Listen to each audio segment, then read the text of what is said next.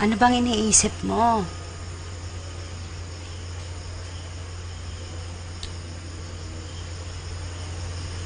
Isip ko lang kinabukasan ni Ella.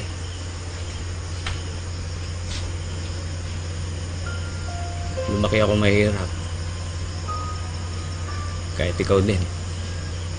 Kasi kaya ko. Sanay ako. Hindi ko talagang matiis yung pang-iinsulto ng mga mayayaman na yan eh. Yung katulad nila, Senior King.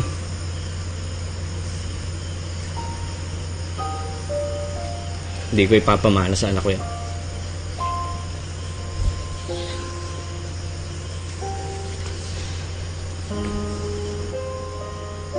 Hindi ko ipapamana yung kamang-mga ko. Natin. Hindi ko ipapamana kay Ella yan. Gusto ko matapos yan sa atin. Gusto ko maging maganda ang buhay ni Ella. Gusto ko makatapos siya.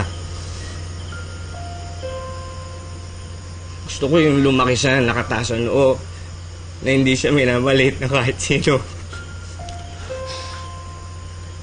Na hindi siya iniinsulto ng kahit sino.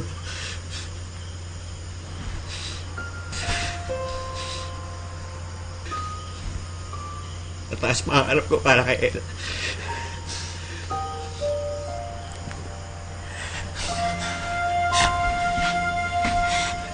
Laura,